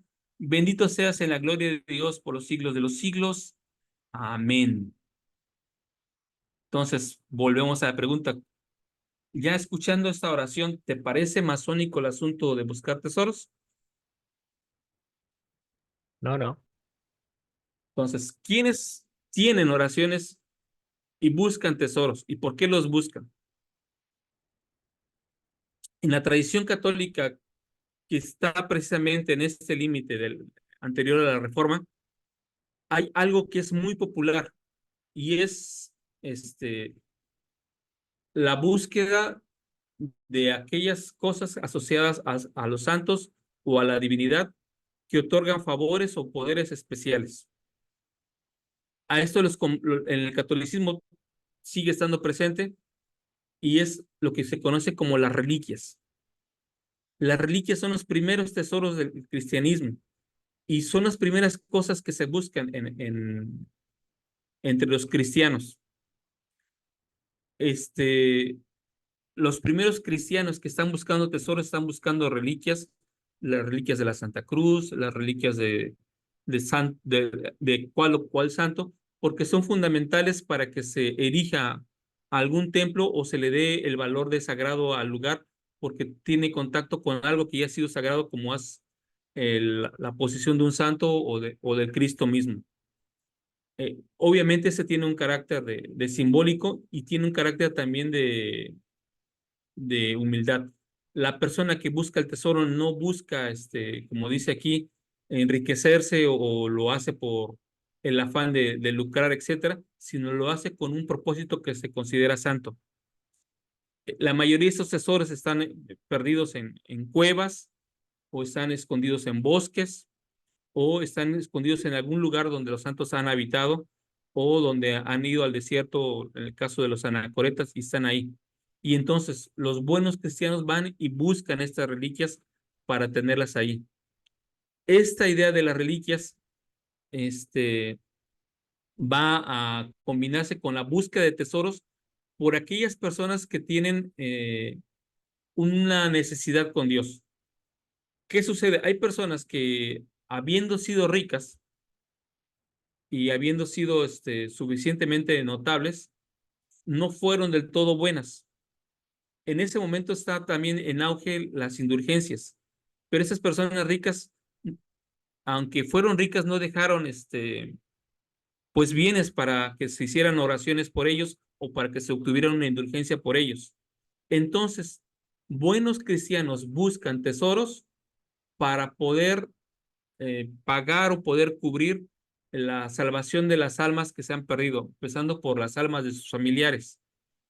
A veces estos tesoros se piensa que están siendo guardados por algún diablo que impide acceder a ellos o por algún ángel que impide acceder a ellos, dependiendo del comportamiento de la persona. Entonces, no te puedes ir a enfrentar ya sea con los ángeles o con los demonios si tú no estás preparado. Y para prepararte necesitas la teurgia, necesitas cierto ritual que te prepare. Entonces los buscadores de tesoro tenían que cumplir con Pero ciertos... Ajá, ellos usaban también, según leí, he leído unas ciertas piedrecillas para eso. sí, ahorita voy para allá. O Ok. sea, lo de la piedra es lo último que debes de preocuparte, porque la piedra forma parte del ritual porque está asociada con el Betilo. Cuando Jacob está en Betel, duerme sobre una piedra y recibe una visión de los cielos y considera esa piedra como una piedra sagrada. Entonces, esos cristianos consideran que esas piedras que permiten la revelación son las mismas que van a permitirles encontrar tesoros por analogía. Así como Jacob recibió su visión a través de haber dormido o estado en presencia de una piedra sagrada, yo puedo a través de una piedra consagrada o apartada para tal propósito tener acceso a la revelación o la visión que me indique dónde está el tesoro. ¿Dónde en Europa van a conseguirse generalmente estas piedras en algunos cementerios, previamente ciertas oraciones, ciertas peticiones y cierta consagración que se hace a la piedra? En América, esto se va a hacer generalmente con piedras que ya son sagradas o consideradas sagradas por los indígenas. Y aquí vamos a ver más adelante, para el colonizador europeo angloparlante, los indígenas son descendientes de las 10 tribus de la casa de Israel. Esta idea ya la traen desde el siglo XVI. O sea, ven a los indios y dicen, estos son las 10 tribus perdidas, son israelitas puros, y por lo tanto, sus sacerdotes tuvieron que tener un sacerdocio mucho más puro que la apostasía de la cual venimos en Europa. Entonces, si yo voy a los cementerios indígenas o platico con ellos, puedo recuperar piedras sagradas y apartarlas de manera especial para la búsqueda de tesoros que permitan a las personas ser redimidas de sus pecados, o se permite la edificación de templos, o se redima a la persona que ha sido malvada. En esos cambios, para el cristiano católico, ¿quiénes son los malvados, más malvados en ese momento? Los ingleses que están asolando las tierras americanas. Porque son piratas, porque son estos, son gente mala, gente que no tiene el don de Dios. Y por otro lado, los cristianos que son ingleses o que son emparentados con esos, dicen, pues serán muy malos, pero pues hay que hacer una oración o hay que hacer algo por ellos para que no se queden en el infierno. Y así va a suceder con las ideas del pirata Billy the Kid. O sea, es una persona que muere, entierra un tesoro, hay un ángel guardián que lo vigila. En este caso es un ángel grandote, a veces es un negro que fue muerto en ese momento en la última batalla. En otros casos es solamente el guardián. Y buscar tesoros como el de Billy the Kid o de otros piratas es con la idea de tanto consagrar lo que ellos tenían para la construcción de iglesias y hacer ese lugar santo y bueno, como para que las personas que sean pobres puedan tener algún beneficio. Estamos hablando también de que hay una pauperización terriblemente, tanto en Europa, y los que vienen de Europa para América están terriblemente pobres. Y a veces la única manera de salir de la pobreza es invocando esos poderes para encontrar el tesoro que permita a todos los pobres compartirlo y salir adelante. Por eso la mayoría de las personas que van a buscar tesoros lo hacen en fraternidades donde se prometen la ayuda mutua y prometen repartirse el tesoro y prometen edificar algún templo o algún lugar sagrado. En esta cosmovisión, hay ángeles que vigilan los tesoros. Hay una piedra que requieres para recuperar el tesoro, y obviamente requieres de una preparación. Cuando José Smith recibe la visión de Moroni, él está en un momento de preocupación fuerte. ¿Por qué? Porque ya está pasando la pubertad, está entrando casi la adultez, y entonces para muchos esto ya no se considera ser tan puro, ya no estás tan limpio de tu mente, es como lo eras cuando eras niño buscador de tesoros, porque él emprende esto siendo ya muy joven, con su papá. Entonces, si él es parte fuerte de esas expediciones en búsqueda de tesoros o en búsqueda de cualquier cosa que está perdida, porque no solamente son tesoros, él debe de purificarse. Y por eso escoge precisamente esas fechas cercanas al, al, al equinoccio de otoño, porque precisamente es el momento crucial en donde los ángeles pueden aparecer. Y obviamente lo que él va a invocar es precisamente que venga un mensajero celestial y le permita este ritual de purificación. Lo que va a trastocar el tema de José Smith es que el ángel va a aparecer, va a ser un guardián de un tesoro, pero va a ser con el propósito de la recuperación de la palabra perdida, la palabra verdadera, que había sido preservada en las culturas indígenas. Muchos de esos elementos ya están presentes en la cultura de José Smith, pero José Smith a través de esta visión va a potenciarlos y va a materializarlos.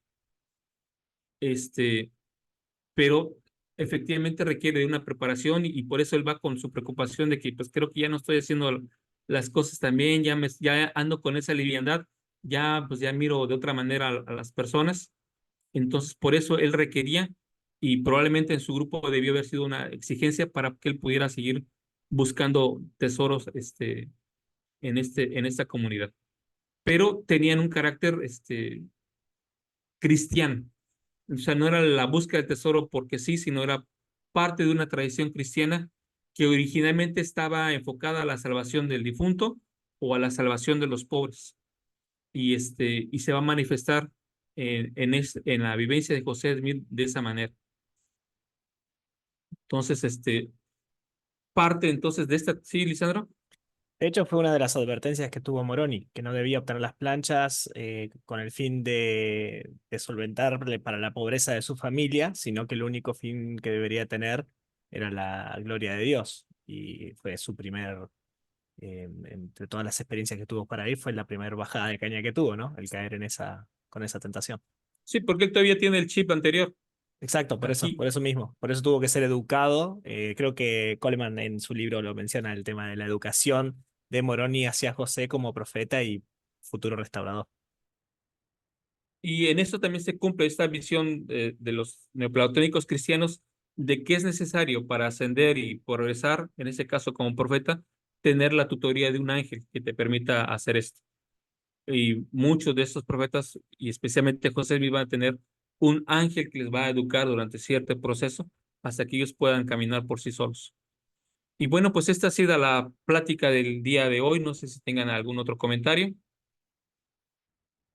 y espero que les haya parecido interesante como reunir esos elementos porque posteriormente vamos a ver cómo se pasan al cristianismo ya popular que nosotros conocemos tanto en Europa como en nosotros. Entonces, el día de mañana vamos a hablar de la Reforma Protestante Muy específicamente. interesante el desarrollo histórico que ha dado hasta llegar a la cultura esa, pues, de la tradición, ¿cómo que se llama? La costumbre esa que traían de Europa Sí, son, cómo José nació en medio de esa cultura y todas esas cosas. sí, y la mayoría de las personas que lo van a traer para América lo van a pensar en términos de restauración. Estas cosas se han perdido en Europa y es necesario recuperarlas en el nuevo paraíso, en la nueva Sion, en la nueva Jerusalén, que es América, y lo van a traer. Entonces, el día de mañana vamos precisamente ya a hablar de la reforma británica en general, de los grupos que surgen de esta reforma protestante, de lo que es el cristianismo periférico, de los puritanos y los pietistas, de cómo surge ya con su característica general el restauracionismo europeo, y vamos a hablar de algún restauracionismo y cómo estos profetas y estos restauracionistas posteriormente van a influir en los profetas y restauracionistas de lo que va a ser la restauración en la visión americana. Pero originalmente estas ideas, ya con la etiqueta restauración, surgen en Europa y es lo que vamos a ver el día de mañana. No sé si tengan alguna pregunta, si no lo podemos dejar así el día de hoy.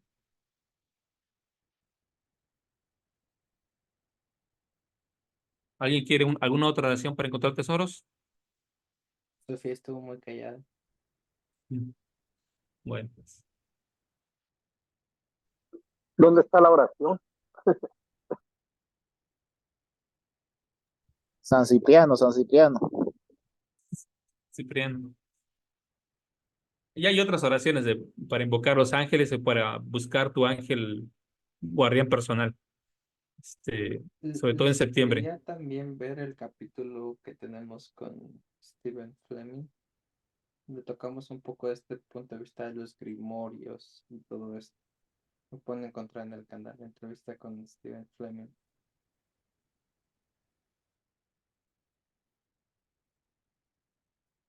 Bueno, Bueno, si pues no hay más, nos vemos mañana. Bendiciones para todos. Gracias, hasta mañana.